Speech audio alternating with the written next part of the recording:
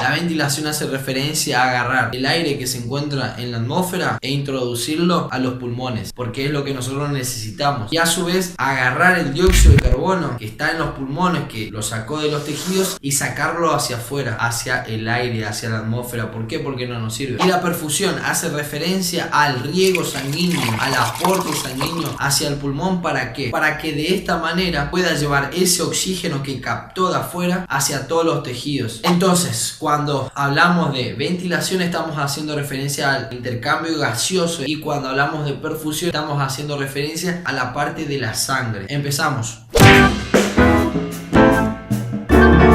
Pero escucha, antes de empezar tenés que saber primero las funciones de las pleuras. Entonces tenemos dos tipos de pleura, la pleura parietal y la visceral. ¿Cuál es la pleura parietal? Mira, es esta, la que está en contacto con todo lo que es la caja torácica. Y ahora, ¿cuál es la pleura visceral? Bueno, es la que está en contacto con lo que es el pulmón. ¿Y qué tenemos que saber de las pleuras? Yo ya acá en este video expliqué algo, pero igual te lo explico otra vez. Hay un espacio entre esas dos pleuras que se llama espacio pleural. En ese espacio pleural o cavidad pleural hay algo muy importante que es líquido. Ese espacio tiene líquido. Todo esto que ves acá tiene líquido. Tenés que saber que las pleuras tienen dos funciones principales. Uno es la de lubricar. Entonces lo primero es lubricar. ¿Y lubricar qué cosa? Bueno, mira, acordate que para el proceso de la respiración estaba formado por dos fases. Una fase de inspiración en donde lo que hacemos es metemos el aire hacia nuestros pulmones, y la otra fase de expiración en donde sacamos el aire hacia afuera, sacamos el dióxido de carbono hacia afuera. Bueno, para que se dé ese intercambio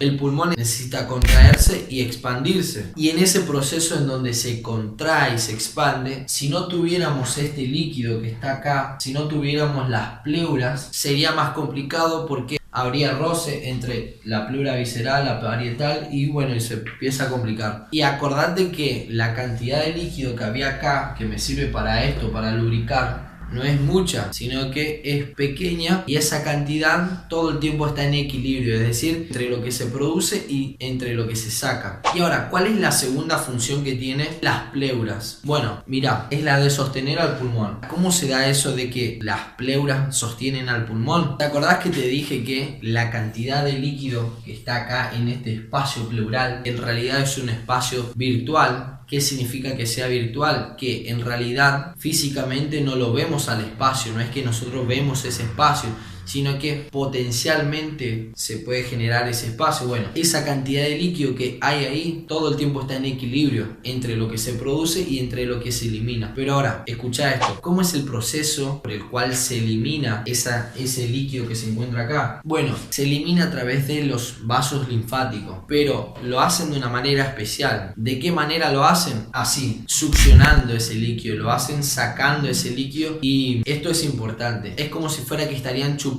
todo el tiempo ese líquido y sacándolo hacia la circulación. ¿Y por qué te digo que es importante esto de que lo hacen succionando? ¿Por qué? Porque de esta manera lo que hacen es van generando en este espacio virtual una presión negativa, van generando una presión negativa, que vos tenés que saber que esa presión negativa no es la misma acá arriba que acá abajo. Mira, en la parte superior es de alrededor de unos 10 centímetros de agua, y en la parte inferior de unos 2.5 centímetros de agua. ¿Y por qué es tan importante esa presión negativa que se genera? ¿Por qué te recalco tanto en esto? Bueno, mira, vos imaginate una persona erguida de pie como esta. ¿Qué pasa? La gravedad, como sabemos, todo el tiempo lo que hace es llevar los cuerpos hacia abajo. Si yo tiro esto acá, se va hacia abajo por la ley de la gravedad. Bueno, eso se da para todos los cuerpos. Vamos a tener que el pulmón y todas nuestras partes de nuestro cuerpo tienden a ir para abajo. Pero ahora, ese pulmón que está acá, ¿cómo está sostenido? ¿Cómo se encuentra en la cavidad torácica? ¿Se encuentra anclado a algo o se encuentra flotando? ¿Cómo se encuentra? Bueno, y la respuesta a esto es que, seguro ya lo sabes,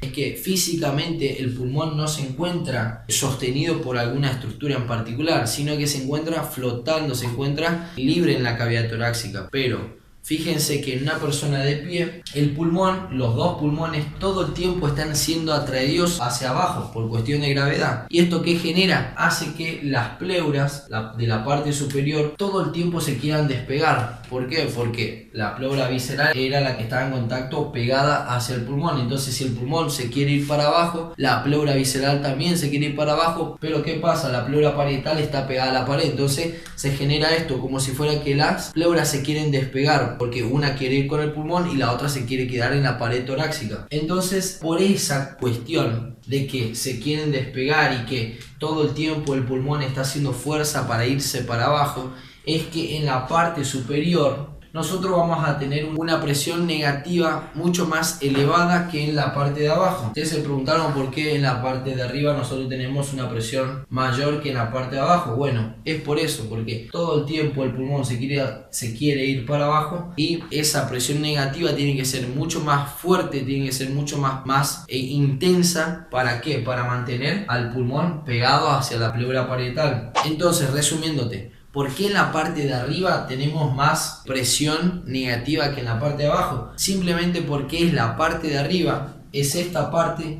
la que se tiene que encargar de mantener al pulmón en su lugar, la que se encarga de sostener al pulmón. Entonces, por eso tiene que generar una mayor presión negativa. Pero escucha esto, eso que estuvimos hablando no solamente le pasa al pulmón en sí como conjunto, sino que le pasa también a las partes más chicas del pulmón y funcional. ¿Cuál es? El alveolo. También los alveolos se quieren ir para abajo, también son afectados por la gravedad. Para entender esto, entonces vamos a dividir al pulmón en tres partes: una parte superior, una parte media y una parte inferior. Pero ahora, ¿por qué la dividimos de esta manera? Bueno, simplemente porque los alveolos se comportan de una manera diferente en cada uno de estos lugares. O sea, un alveolo que está arriba no se va a comportar de la misma manera que el alveolo que se encuentra en la parte inferior. Ahora vamos a empezar a ver cómo se comportan estos alveolos. Entonces, como te dije, en la parte superior vamos a tener una presión negativa de menos 10 centímetros de agua, y en la parte inferior vamos a tener una presión negativa de unos 2.5, y que dividimos al pulmón en tres partes: una parte superior, una parte media y una parte inferior. Ahora, ¿qué es lo que sucede con los alveolos? En definitiva, lo que sucede es lo mismo que pasa con el pulmón. Acordate que lo que te dije era que todo el tiempo la gravedad lo llevaba al pulmón hacia abajo, porque es un cuerpo y tiene peso. Bueno, lo mismo pasa con los alveolos. Vamos a tener los alveolos que se encuentran en la parte de arriba y los que se encuentran en la parte de abajo. Entonces, vos imaginate que este es el alveolo. Vamos a poner un alveolo en la parte de arriba. Vamos a ver qué pasa con los alveolos. Entonces, acá sucede el mismo fenómeno que le sucedía al pulmón. Todo el tiempo estos alveolos son atraídos por la gravedad hacia abajo. Te hago un poco más claro la cosa. Vos imagínate que es como si fuera que lo estuvieran agarrando a este alveolo todo el tiempo desde abajo. Es como si fuera que yo lo estaría tironeando a este alveolo hacia abajo, como un resorte. ¿Y qué pasa con el resorte si yo lo tironeo? Se va a estirar, porque tiene justamente esa propiedad de estiramiento. Entonces, si yo lo empiezo a tironear al alveolo hacia abajo,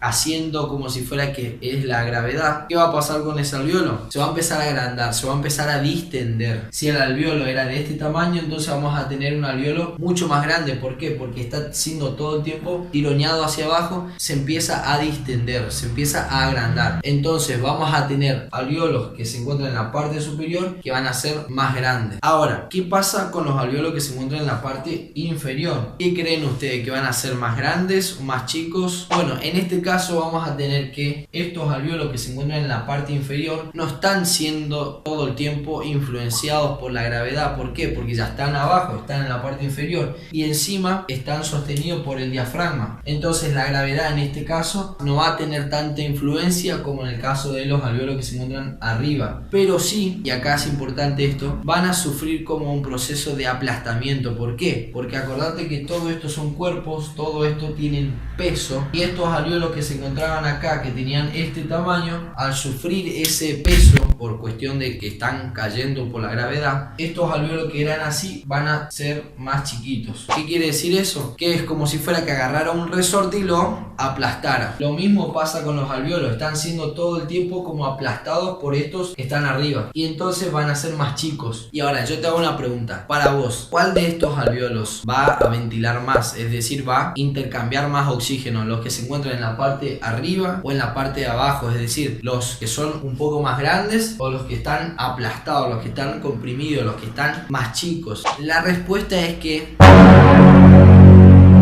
estos alvéolos que van a tener mayor capacidad para ventilar, es decir, para estirarse y para volver a contraerse, van a ser los que se encuentran en la parte inferior. No van a ser estos que son más grandes, sino que van a ser los que se encuentran en la parte inferior. Y ahora, ¿por qué es esto? El tema está en que este alvéolo, que yo lo tengo estirado, que ya está grande, ya está distendido, tiene muy poca capacidad ya para poder seguir estirándose. ¿Por qué? Porque ya se estiró mucho, ya se agrandó mucho. Entonces, si yo lo quiero seguir agrandando, ya no se puede porque no le da la capacidad. Entonces, la cantidad de aire que puede intercambiar este alvéolo que se encuentra en la parte de arriba, la capacidad de ventilación que tiene este va a ser mucho menos que la de este que está acá abajo. Por esto, por justamente tener menos capacidad para distenderse, para estirarse, porque no le da más. En cambio, este que está acá abajo, al ser chico, tiene mucha capacidad para poder estirarse.